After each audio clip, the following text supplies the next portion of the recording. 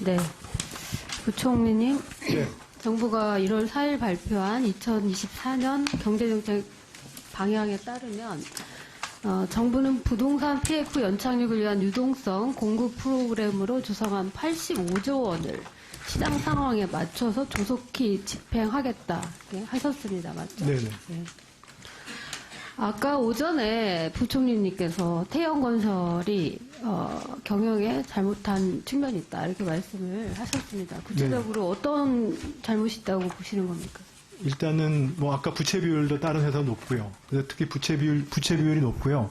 그 다음에 PF 사업장에 본인들이 보증을 쓴 게 굉장히 많습니다. 그래서 PF라고 하는 그 사업, 어떤 그런 사업에 너무 의존한, 부채 의존적인 그런 경영을 한 것입니다. 네. 그렇다면 이렇게 경영을 잘못한 이런 태영건설 같은 기업에 공적 자금을 투입하실 의향이 있으십니까? 없습니다. 없죠. 네. 분명히 말씀하셨습니다. 네, 없습니다. 네. 아까도 부총리님께서 공적 자금을 태영에 투입 안 하시겠다고 했었으니까 그 부분에서만큼은 안심이 됩니다. 현재 시장에는 태영건설 외에도 여러 건설사들이 유동성 위기를 겪을 수 있다는 얘기들이 나오고 있습니다. 금융감독원으로부터 업종별 부동산 PF 대출 현황 자료를 받아서 분석을 해봤는데 23년 9월 말 기준으로 PF 대출 잔액이 134.2조 원, 그리고 3개월 이상 연체되고 있는 고정이하 여신 부실적건이 3조 2,700억이나 돼요.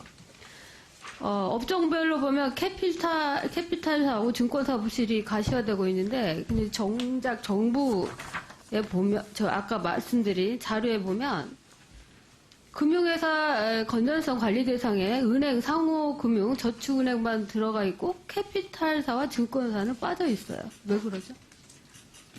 그래서 저희가 그 여신 전문 상호금융으로 아마 들어가 있을 것 같은데요. 네네. 여신 전문? 예, 네네. 들어 있습니다. 말씀해 보세요. 예, 캐피탈사도 여신 전문기관에서 여신 관리 전문기관입니다. 예. 지금 대상으로 들어가 있습니다. 그러니까 거기서는 관리를 할 예정이에요? 그러니까 네. 캐피탈사를 여신 전문 회사입니다. 네. 네. 거기서 어떻게 관리를 하고 있는지 우리 의원실에 좀 알려주셔야 네, 그렇게 될 것 하겠습니다. 같아요. 예, 지금 거기 캐피탈사하고 증권사도 지금 굉장히 그 3개월 이상 연체 비율이 뭐 4%, 20%에 가까워지고 있어서 아주 위험한 네. 상태로 보여지고 있습니다. 그래서 이렇게 이 건설사들이 아까도 처음부터 말씀드린 거지만 이거를 그 공적 자금을 부실 경영, 방만 경영을 한 건설사들 내지는 어떤 기업에 공적 자금을 마구 투입을 해서는 절대 안 될 것입니다. 네, 그건 아닙니다. 예. 구조 조정이 본격화되도록 그 부분에 대해서 기준을 좀 세워주셨으면 하는데 지금 뭐 기준에 대해서 말씀하실 수 있겠습니까? 저희가 일단은 뭐 그렇죠. 그러니까 저희가 지금까지 그때도 말씀드린 것처럼 부동산 PF를 의원님께서 말씀하시니까 부동산 PF가 2017년 대비 보면 2배 이상 많아졌습니다. 그러다가 금리가 올라가니까 이게 이제 문제가 생긴 거거든요. 그래서 그런데 그걸 갖다가 한꺼번에 제가 경착륙을 시키면 그러면 우리 경제에 큰 문제가 생기니까 연착륙을 해오려고 제가 노력해 왔습니다. 노력해 오고 있는 과정에서 지금 가장 중요한 PF 사업장별로 정상 사업장은 유동성을 제대로 공급하고 그렇지 않은 사업장은 재구조화하는 작업들을 하고 있습니다. 근데 그걸 갖다가 그 평가를 누가 하냐면 이제 채권단들이 판단해가지고 하기 때문에 거기 따라서 구조적 원칙을 세워가지고 저희가 진행하고 있다. 진행해온 결과가 태영의 워크아웃 신청이다. 이렇게 이해하시면 될 것 같습니다. 기재부에서 대강의 원칙적인 기준을 제시를 해줘야 이게 이제 예측 가능성이 있는 것이고요.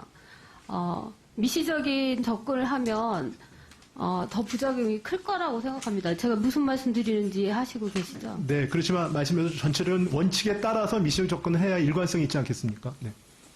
그렇게 하시죠. 그 다음에 앞에서도 말씀 많이 하신 대로 주식 양도세 때문에 만약에 이제 20년 기준으로 50억 이상으로 기준을 높이는 바람에 20년 기준으로 하면 연간 7천억 원의 세수 감소가 발생하고 금융투자소득세를 만약에 폐지하게 될 경우에는 25년부터 금투세 도입할 경우 3년 동안 4조 원.